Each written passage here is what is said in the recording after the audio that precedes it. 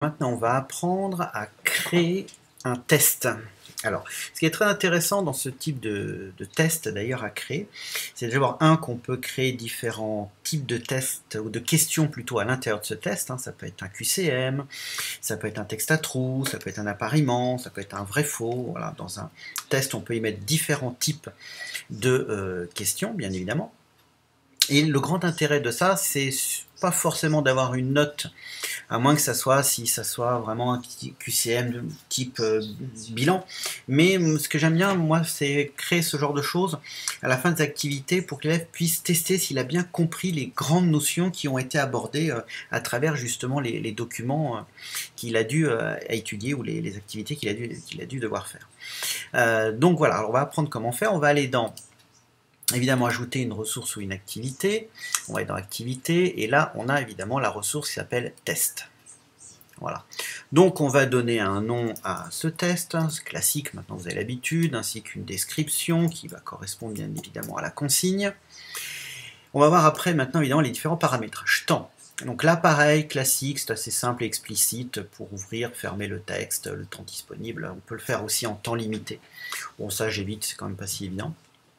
Note, alors si vous souhaitez que évidemment on puisse y mettre une note, on peut, alors l'histoire des catégories c'est un peu compliqué, il faut pouvoir créer à l'avance les catégories, là vous voyez comme il n'y a pas de catégorie de créer évidemment il n'y a rien.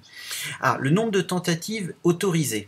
On peut limiter, ça c'est important, le nombre de tentatives. Bon, moi je le mets en général sur illimité parce que je fais vraiment des choses qui sont plus formatives et rarement sommatives avec ce genre de choses. Mais si jamais vous souhaitiez que ça soit du sommatif et avec simplement 2 chances, on peut le régler. Méthode d'évaluation, note moyenne, première tentative, deuxième tentative, oui, par rapport évidemment que vous aviez mis plusieurs tentatives, évidemment. C'est logique. Mise en page. Donc nouvelle page pour chaque question. Ça je vous conseille de le laisser comme ça. C'est très bien, une page, une question, c'est beaucoup plus simple. Comportement des questions, intéressant de pouvoir mélanger à l'intérieur d'une question les différentes possibilités. Par exemple dans un QCM, on peut d'un élève à un autre mélanger l'ordre des réponses qui sont proposées. Comportement feedback a posteriori, oui c'est plus logique de le faire, le feedback après une fois que l'élève a rendu. Alors très intéressant, c'est l'option de relecture.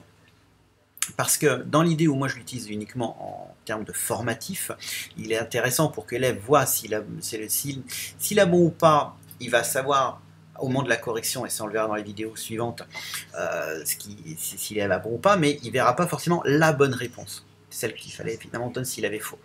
Donc ce qui est intéressant, c'est immédiatement après la tentative ou au bout d'un certain nombre de tentatives, mettre bien coché réponse juste.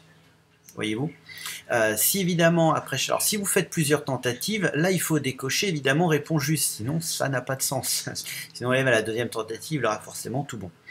Voilà, donc ça c'est quelque chose d'assez important et pédagogiquement très intéressant, les options de relecture. Après, je vous avoue, j'ai pas trop exploré tout ce qu'on pouvait voir, mais qui restent assez simples. Tout ça, c'est du classique feedback global. Donc, c'est vraiment le feedback une fois que tout est terminé au niveau de l'ensemble des questions, parce qu'on peut faire un feedback pour chaque question et un feedback pour l'ensemble à la fois du test, bien évidemment. Je regarde un petit peu, non après ça je n'ai pas trop exploré exactement de quoi il s'agissait, ça n'a pas une grande importance. Voilà, pour les principaux paramétrages à faire et évidemment ne pas oublier d'enregistrer tout en bas à la fin. Voilà.